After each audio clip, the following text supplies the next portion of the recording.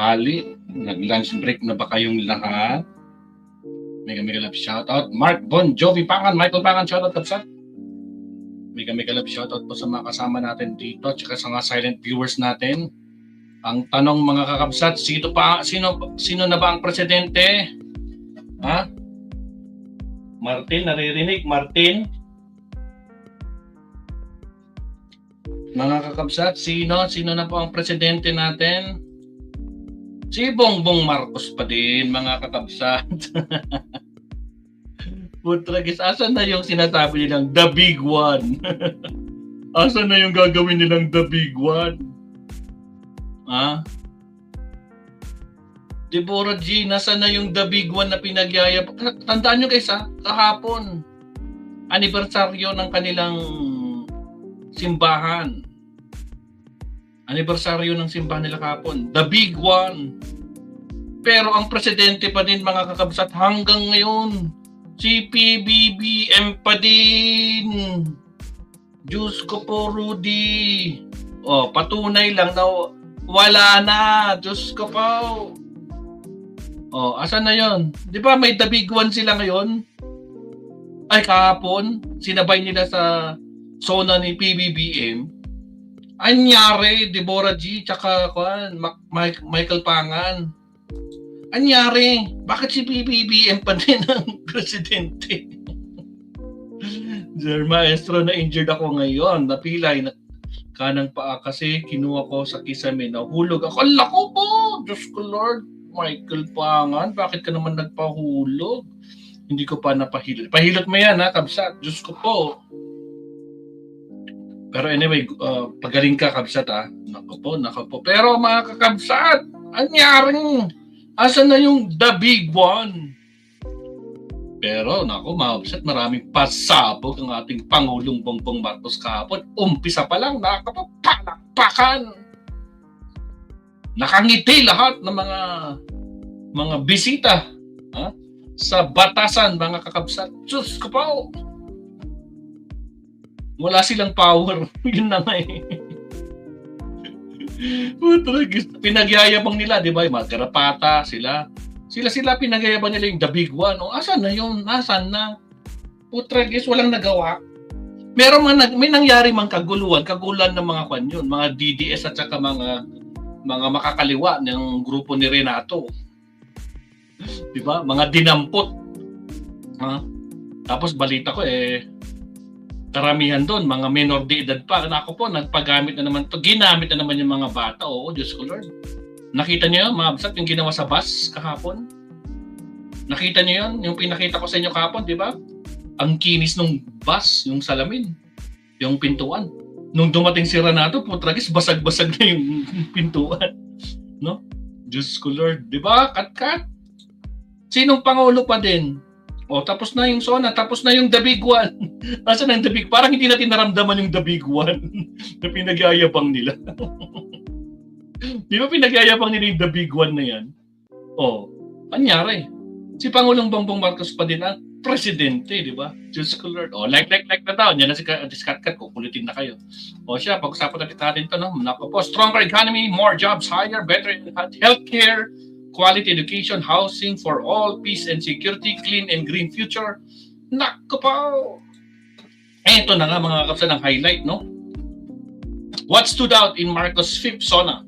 President Marcos Jr. has delivered his fifth State of the Nation address on Monday, July 27, from the alleged flood control scam and tax relief for the middle class to the West Philippine Sea and the lower bills. Here are the 5 key takeaways. Nako, ito na yung mga mamahalagang sinabi ni Pangulo. Una, flood control crackdown. Cases loom against former Speaker Martin Romualdez. Walang kamag-anak. Kung may kasalanan, panagutin. Kung may kasalanan. Pero hanggat walang ebidensya, yun lang. Huwag basta-bastang magpapaniwala sa mga fake news, no? Saka sa mga propaganda ng mga anti-Romualdez. Middle class tax relief. Ay, naku, ang ganda nito. Marcos proposed tax cut for all workers and small businesses. Naku po, ang gandang kwanto, ginhawa. At ito pa, ha? Naku po, Marcoleta, mukhang si Pangulong Bongbong Marcos pa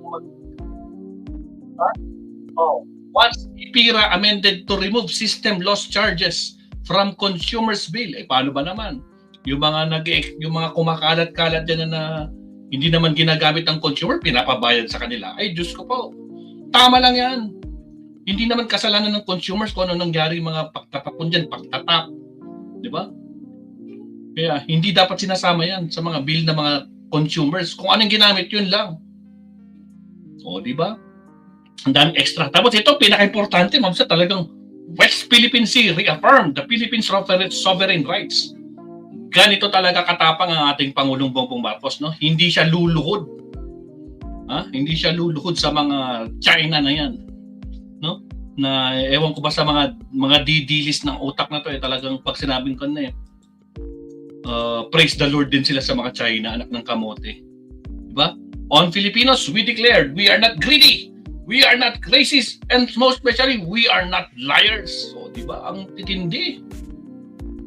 Ngayon, nag-iiyakan yung mga garapata, mga kakabsat, Carl Alejo, Mark Bon Jovi, Katkat, nag-iiyakan yung mga garapata. Oh, hindi nila matanggap to. Siyempre, ang dami nilang gusto, no? Lalo na yung mga DDS, ang daming gusto, di ba? Parang yung pinakita ko kapon, yung attorney DDS, di ba? What we want, yun yung gusto. Tapos yung isang congressman, si Kamang Anin, yung lalaking mataba. Kamang gawa ba yun? Manggagawa. Ang dami rin sinasabi na kan. Ako pa, ang dami yung gusto. Anak kayo ng kamote. Palibasan, di kayo kontento, no? Diyos ko Lord, gusto nyo talagang lahat-lahat. Nakala mo, robot. Diyos ko po. O siya, tingnan natin to. Mga absat. Pakita ko lang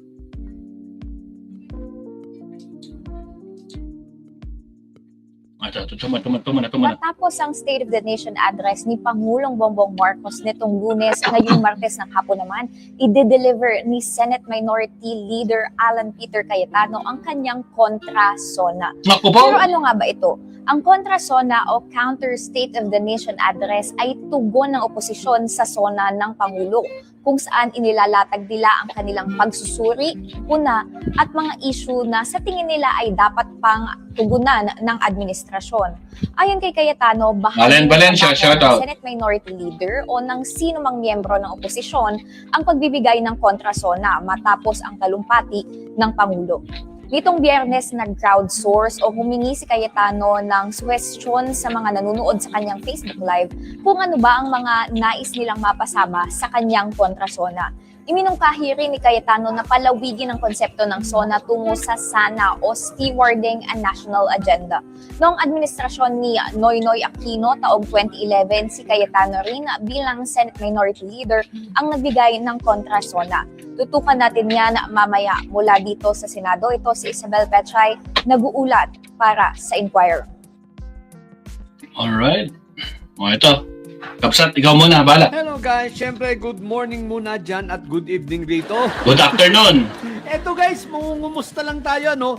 Anyari na. So, natapos ang SONA ni PBBM. Sabi ko sa inyo guys, paggising nyo sa umaga, si PBBM pa rin ang presidente. Agree. Oh, anyari na sa ano nga ba? Anyari na sa ano? Ano nang nangyari sa ano? Akala ko ba merong dabigwal? Asan na yung mga banta-banta ng dabigwal na yan? O asan na yung mga banta-banta ninyo na magkakagulo? Nagkagulo nga yung mga normal na gulo lang sa rally na lagi naman nangyayari kapag mga rally ang mga anong tawag dito? Itong mga aktivista, no, lalo na sa pangunguna nito si Renato Baba, di ba? Oh, yan si Renato. Oh, yun lang yun. Pero yung kaguluhan na pinagsasasabi nito mga kulto na nananakot pa, anyari na. Tragis. Ang tanong, eto ha, kailan uli kayo magbibigwan? Kailan? Kailan uli yung inyong bigwan? Aba. Kailangan ay May follow-up. magbibigwan uli kayo, ha? At ang tanong nga ay kay... Diyos ko po, May Rudy. pabigwan pa kayong nalalamang mga hinayo pa kayo. So, ayan, tapos na naman ang, zona ni PBBM. At yun nga, si PBBM pa rin ang presidente. Asa pa naman ako. Sabi ko, naku, tingnan nga natin ang tibay nitong mga ito. Sabi ko na nga ba, magpaasa lang kayo eh. Para kayong si Inday Sayad na walang ginawa kundi paasahin ang mga tagasunod niya eh, di ba? Paasahin ang mga didilis na katulad niyo eh.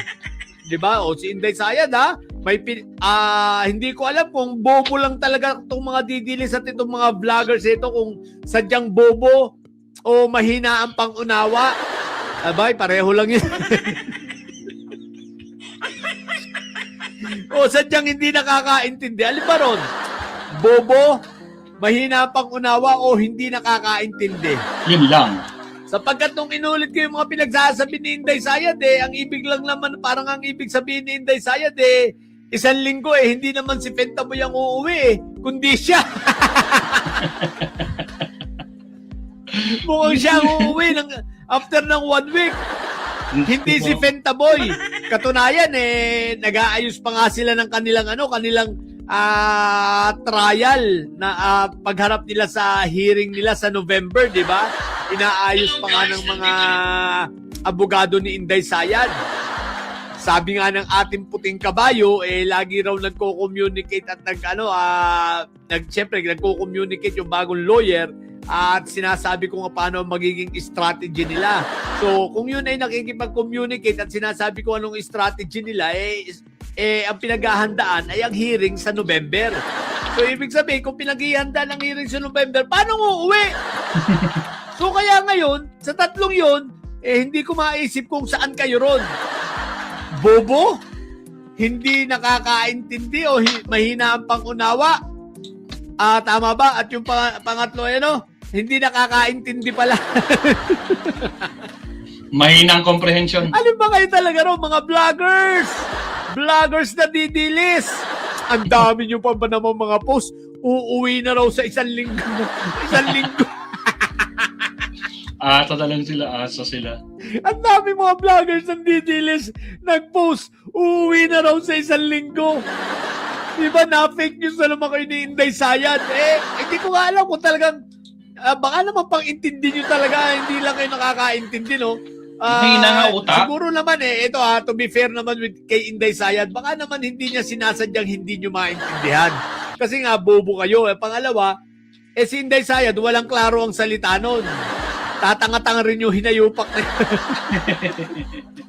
So, mahina na nga yung pang-intindi ninyo, mahina pa yung nagsasalita. Yun lang.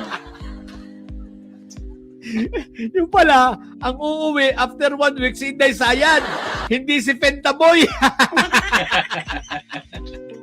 Aray ko po, taklap Rudy. Ang dami pa naman mga nag-content. Tuwan-tuwa pa naman sa content. Oo nga, uuwi na si Pentaboy. Yan ko, nag-content yan. Kaibigan kong garapata. Diyos ko po. Sobrang tatanga putik. Sobrang tatanga putik na mga hinayupang nadidilis na ito. Anyway, balik tayo sa usapan natin kulto.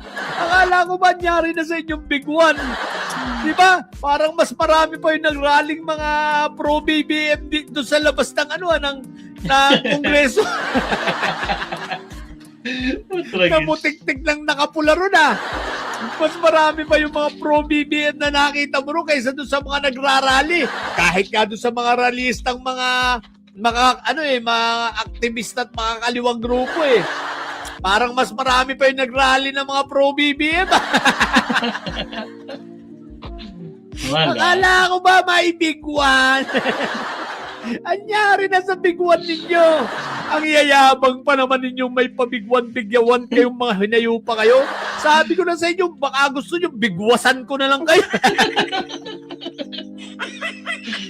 May pabigwan pa kayo, baka bigwasan ko na lang kayo di ba? Sige, banat tol. Tignan nyo, napakayayabang yung mga hinayupa kayo. Bigwan daw, bigwan bigo.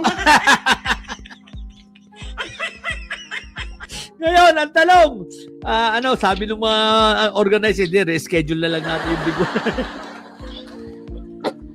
Reschedule na lang natin. Mukhang sablay tayo ngayon eh. Di ba? Reschedule na lang uli natin yung Big One natin. Hindi umubra yung mga pananakot natin. Effect. Nagpasabog tayo kaso watusi. Pati yung bomba natin sa may harap ng DOJ, parang watusi lang ang putok. Tapos, naglagay nga tayo doon sa ng another watusi sa may Senado, kaso nahuli agad, hindi pumutok. Sabi ng mga kulto, walang impact. Reschedule tayo. Gawa uli tayo ng The Big One. Wala na. Mga kulto, maghihintay uli kami kung kailan uli ang The Big One nyo, ha? Sa mga didilis dyan, yung si Makata. Yung lagi nagsasabi, nagtatawag ng people power. Manawagan ka na uli ng people power. Bilisan nyo, si Lipis ni Libintador, kailan maghakot ka na uli, aba. At para naman magkatrabaho yung mga taong walang trabaho, mga didilis, di ba? Doon sa organizers, yung UPI, itong kay Pokis, di ba? Kailan ba uli kayo magrarally?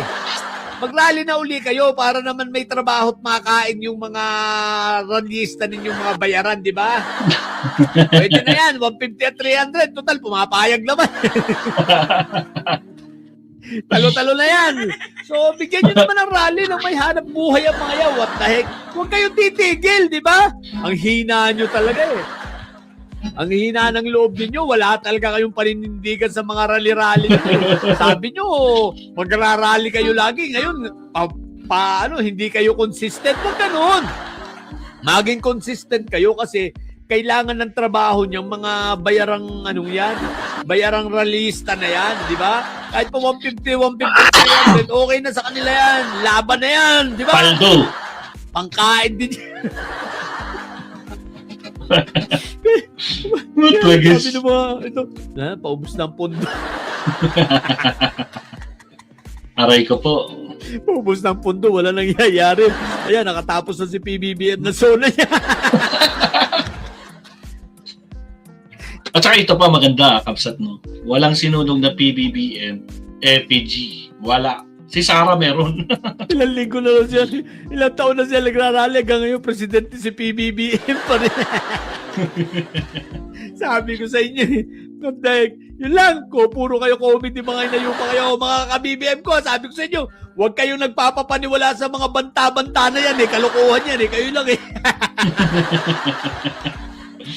Sa mga bobong diligent may sayad na nyo.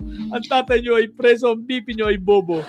Matiligay mo bobot may side sapagkat ang may side laging ay glad. Diyos ko po, Rudy. Alright. Naku, Diyos ko, tumatawa tuloy si Kat-Kat.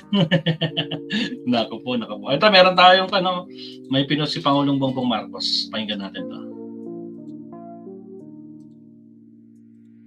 Pakinggan natin to, post ni Bongbong Marcos. Here we go. Hindi natin kaliligtaan ang ating mga manggagawang Pilipino, lalo na ang mga middle class, pati na ang mga maliliit na negosyo. We will pursue tax relief measures that promote growth, that generate revenue, and advance equity towards socio-economic sustainability. Kaya bilang natatanging proteksyon sa kanila at para mas mapakinabangan nila ang pinaghirapan nilang kita, nananawagan ako sa Kongreso upang maipasa ang batas na magbibigay ng bahagyang ginhawa para sa ating bayaring buwis. Una, palawakin natin ang exemption sa income tax.